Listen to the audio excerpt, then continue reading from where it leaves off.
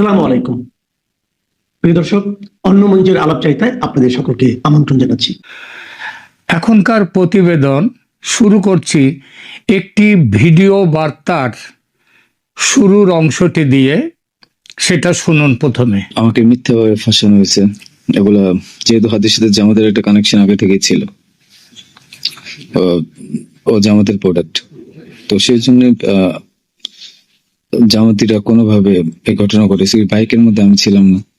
নিশ্চয়ই বুঝে গেছেন বার্তাটি ওসমান হাদির হত্যা মামলার প্রধান অভিযুক্ত ফয়সাল করিম মাসুদ তার।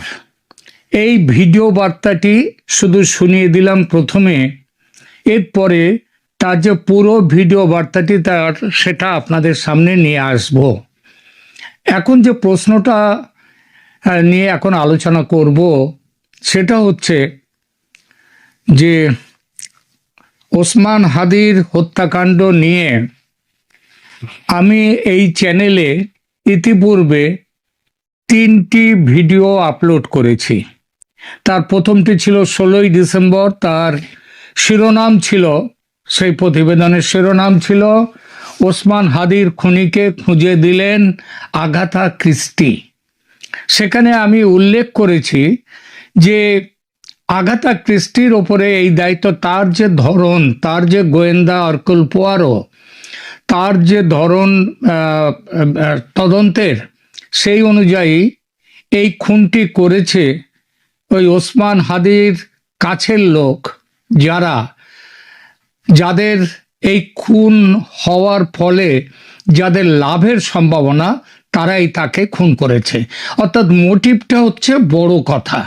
সেই মোটিভ দেখে আমি বলেছিলাম যে এই খুনের পেছনে বাংলাদেশে যে বর্তমান অন্তর্বর্তী সরকার এবং সেই সরকারের যারা চালিকা শক্তি, আমি স্পষ্ট করে বলিনি, কিন্তু আমি সেখানটায় প্রথম ভিডিওতে যেটা বুঝাতে চেয়েছিলাম সেটা হচ্ছে এই খুনের পিছনে স্পষ্টভাবে রয়েছে জামাতের হাত।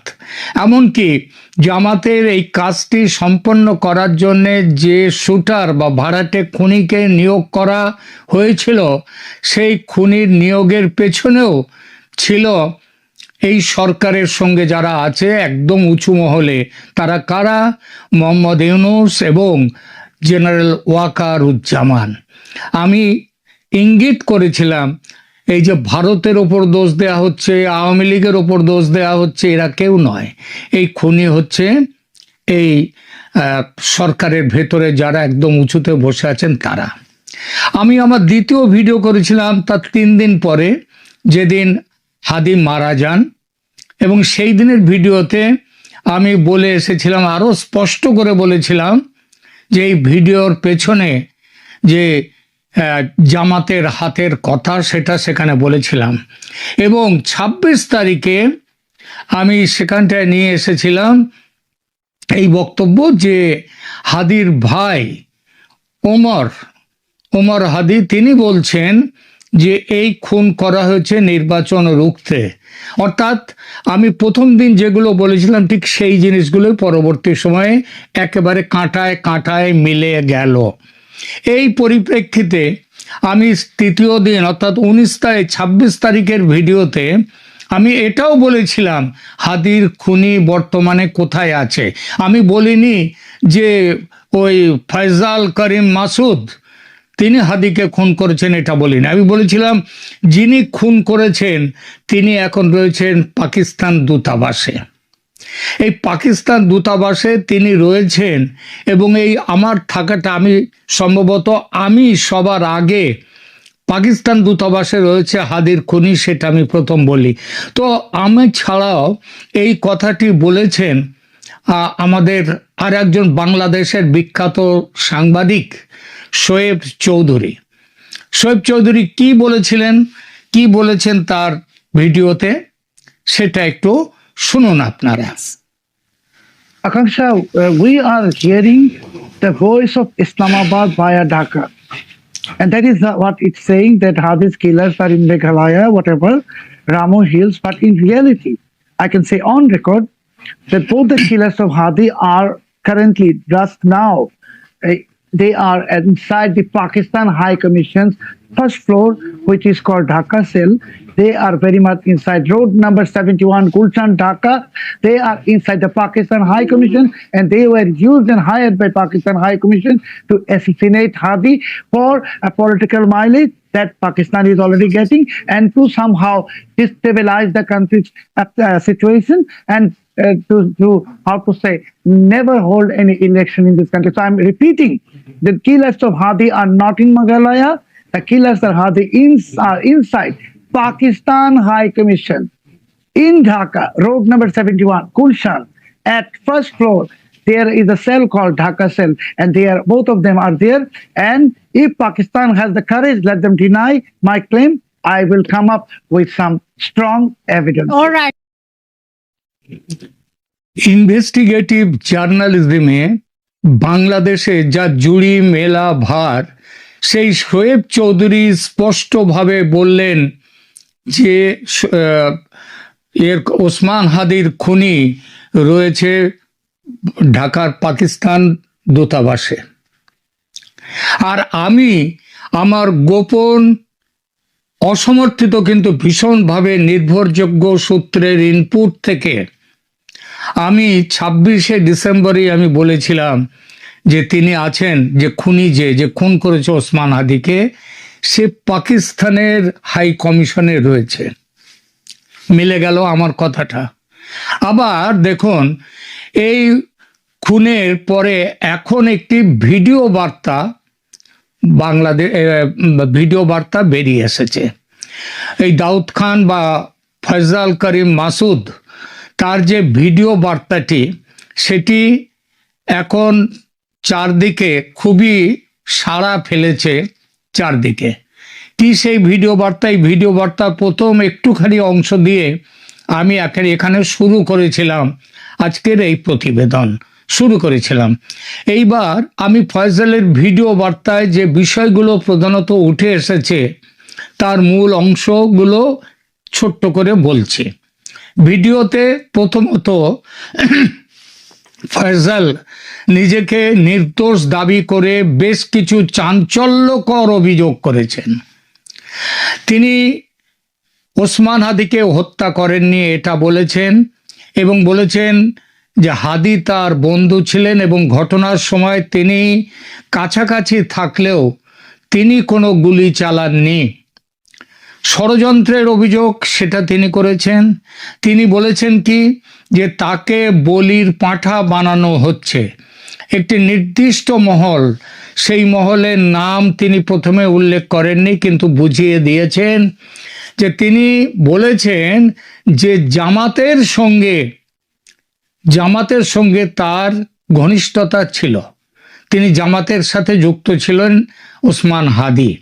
এবং তিনি অভিযোগ করেন, এই ফয়সাল, যে একটি গভীর ষড়যন্ত্রের মাধ্যমে তাকে এই ঘটনায় ফাঁসানো হয়েছে যাতে মূল অপরাধীদের আড়াল করা যায়। তাহলে একটা প্রশ্ন আসে, কেন তিনি দেশ ছেড়ে পালিয়েছেন? তিনি যদি না হন, খুনি না হন, অভিযুক্ত না হন, আসামি না হন, তাহলে কেন তিনি দেশ ছেড়ে পালিয়েছেন তার ব্যাখ্যাও তিনি দিয়েছেন। তিনি বলেছেন যে বাংলাদেশে তার জীবন হুমকির মুখে ছিল, তাকে পিটিয়ে মব লিঞ্চিং করার পরিকল্পনা করা হয়েছিল বলেই তিনি দেশ ছাড়তে বাধ্য হয়েছেন। আর তিনি কোথায় আছেন? তিনি যেটা স্পষ্ট করে বুঝিয়েছেন যে তিনি দুবাইয়ে আছেন এবং সেখান থেকেই এই বার্তা দিচ্ছেন। দুবাইয়েও একটি গোপন স্থানে তিনি আছেন। এটা তিনি ভিডিওতে আর কি বলেছেন?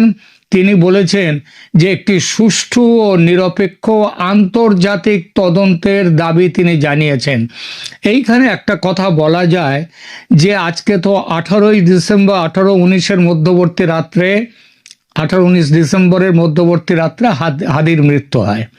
তারপরে 12-13 দিন হয়ে গেল, এবং তাকে যেদিন আক্রমণ করা হয় সেই দিনের কথা ধরলে 20 দিন হয়ে গেল প্রায়। তাহলে আজ অবধি কেন তদন্তের জন্য একটা বিশেষ কমিটি বা স্পেশাল ইনভেস্টিগেশন টিম কেন নিয়ে এলেন না নিয়ে এলো না অন্তর্বর্তী সরকার? এই প্রশ্ন খুব স্বাভাবিকভাবেই ওঠে। আর পুলিশের ভাষ্য, ডিএমপি ঢাকা মহানগর পুলিশ তারা তো প্রথমে সরকারের দাবিকেই অস্বীকার করেছিল, বলেছিল যে এ পালিয়ে চলে গেছে ভারতে, এমন কোনো তথ্য তাদের কাছে নেই। এখন তারা আবার ঘুরে গিয়ে বলছে হ্যাঁ তারা ওই মেঘালয় বর্ডার দিয়ে, মেঘালয়ের সংলগ্ন বর্ডার দিয়ে তারা মেঘালয়তে তারা চলে গেছে। তাহলে এখন যে প্রশ্ন হচ্ছে যে এই যে জায়গাটা, এই যে একের পর এক পুলিশ তার অবস্থান পাল্টাচ্ছে, অথচ বিশেষ তদন্তের কোনো ব্যবস্থা করছে না। আন্তর্জাতিক তদন্তের ব্যবস্থা করা উচিত ছিল। এই যে ইনকিলাব মঞ্চ যারা হচ্ছে হাদির যে সংগঠন, সেই সংগঠন শাহবাগে অবস্থান শুরু করে দিয়েছে এর তদন্তের দাবিতে। তারা একটা ডেডলাইন ঠিক করে দিয়েছে। তা সত্ত্বেও কেন সরকার এই ব্যাপারে বিশেষভাবে কোনো উদ্যোগ নেয়নি তদন্তের? কেন কোনো আন্তর্জাতিক তদন্ত করার ব্যবস্থা করা হচ্ছে না? তাহলেই তো দুধ কা দুধ পানি কা পানি হয়ে যেত। সুতরাং এটা এই সরকার করবে না, কারণ খুনের চক্রান্তটা হচ্ছে এই সরকারেরই নিজেদেরই পরিকল্পনার অংশ। সেই পরিকল্পনার মধ্যে দেশকে নির্বাচন বন্ধ করা, এমনকি দেশকে ইসলামী বিপ্লবের পথে নিয়ে যাওয়া অনেক গভীর। আমি সেই বিষয়টাও আমার পূর্ববর্তী বিভিন্ন ভিডিওতে বলেছি। এবার সব শেষে আমি শোনাবো ওসমান হাদির খুনি বলে যাকে অভিযুক্ত করা হচ্ছে ফয়সাল যে ভিডিও বার্তাটি পাঠিয়েছে, সেই ভিডিও বার্তাটি আপনাদেরকে শোনাবো। আপনারা নিজেরাই শুনুন সকর্ণে। আমাকে মিথ্যাভাবে ফাঁসানো হয়েছে। এগুলা যেহেতু হাদির সাথে জামাতের একটা কানেকশন আগে থেকে ছিল,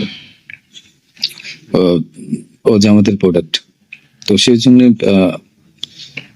জামাতিরা কোনোভাবে এই ঘটনা ঘটেছে। ওই বাইকের মধ্যে আমি ছিলাম না, এবং ওই বাইকের চালকও আমার কোনো ছোট ভাই ছিল না। আমাদের দুজনকে মিথ্যাভাবে ফাঁসিয়েছে। এখন কি বলবো, এই জন্য আমার পরিবার ভুক্তভোগী। আমি আমার পরিবারকে আপনারা মিথ্যাভাবে এত জঘন্যভাবে যে অত্যাচার গুলো করছেন, এটা আসলে কাম্য না। What he's আমি saying এটা is that প্রতিবাদ জানাই, তীব্র প্রতিবাদ জানাই। I protest, এটার একদিন সুষ্ঠু বিচার হবে। I demand justice. এই ঘটনার সাথে আমার পরিবার, আমি কোনোভাবেই জড়িত না। Me or my family are not আপনারা connected to যে- this incident. ব্যাংকের টাকার কথা বলছেন, ওগুলো আমার কামানো টাকা, আমার সরকারি বিলের টাকা। আমি এবছরও 9 লাখ টাকা ট্যাক্স পে দিয়েছি। The money you are Tax talking pay about, করেছি। I have earned it legitimately. I have paid tax to the Bangladesh government. Tax দেই। এগুলো প্রত্যেকটা মুহূর্তে হিসাব আছে। আপনাদের সামনে কথা বলতে এসেছি। খালেদার জানাজায় জয়শঙ্কর শেরের উপর সোয়াশের কূটনীতি নয়াদিল্লির। আমরা যে মুহূর্তে এই ভিডিওটি নির্মাণ করছি কিংবা প্রচার হচ্ছে 31শে ডিসেম্বর দুপুরে, সেই মুহূর্তে বেগম খালেদা জিয়ার জানাজার প্রস্তুতি চলছে, এবং পরে যারা দেখবেন ইতিমধ্যে জানাজা হয়ে গেছে। এই জানাজা অনুষ্ঠান বা শেষ বিদায় অনুষ্ঠানকে কেন্দ্র করে অনেক ঘটনার মধ্যে একটি ঘটনা দৃষ্টি আকর্ষিত হয়েছে, যে বিদেশি অতিথিরা এই জানাজাকে কেন্দ্র করে আসছেন বাংলাদেশের এই মুহূর্তের ভ্রাতৃপ্রতিম দেশ, বন্ধুপ্রতিম সাধারণত কূটনীতিতে বলা হয়, কিন্তু পাকিস্তান ইতিমধ্যেই বলেছে যে ভ্রাতৃপ্রতিম বাংলাদেশ, ফ্রাটার্নাল, সেই ভ্রাতৃপ্রতিম দেশের উপপ্রধানমন্ত্রী এবং বিদেশ মন্ত্রী ইসাকদার এই জানাজায় অংশগ্রহণ করেছেন বা করছেন বা আসছেন, এবং ভুটান, শ্রীলঙ্কা, বিভিন্ন দেশের বিশেষ করে পররাষ্ট্র মন্ত্রীরা, বিদেশ মন্ত্রীরা আসছেন বা এসেছেন। এর মধ্যে সবচেয়ে আলোচিত খবর হচ্ছে বাংলাদেশের সাবেক প্রধানমন্ত্রী এবং বিএনপি চেয়ারপারসন বেগম খালেদা জিয়ার শেষ বিদায়ে যোগ দিয়েছেন ভারতের বিদেশ মন্ত্রী এস জয়শঙ্কর। মঙ্গলবার ঢাকায় ভারতীয় হাই কমিশনের সংবাদ মাধ্যমে দেওয়া এক বার্তায় এ তথ্য জানানো হয়েছে। এর আগে বেগম খালেদা জিয়ার মৃত্যুতে শোক প্রকাশ করেন প্রধানমন্ত্রী নরেন্দ্র মোদী। আমি শুরুতেই শিরোনামে বললাম যে শেরের উপর সোয়াশের কূটনীতি। এই শের, মন, কেজি, এখন আমরা কেজির যুগে আছি। শের, মন জিনিসটা আমরা দেখেছি, আমাদের প্রজন্ম হয়তো শেষ দেখেছে। আমরা খুব ছোটবেলায় তখন ওজনের একক হিসেবে ছিল শের। তখন আমরা শুনতাম, এবং এখনো মুরব্বীরা বলেন যে কেউ যদি কারো থেকে একটু বড় হয় বলে যে শেরের উপর সোয়াশের। বর্তমান বাংলাদেশে যে অবস্থা দাঁড়িয়েছে, যে বাংলাদেশের ইউনূস সরকার, ইউনূসের প্রধান পৃষ্ঠপোষক জামাত, এনসিপি, তাদের মধ্যে চরম তুমুল ভারত বিরোধিতা বিদ্যমান। আর এই ভারত বিরোধিতাকে ভেঙে চুরমার করে দিয়ে ভারতের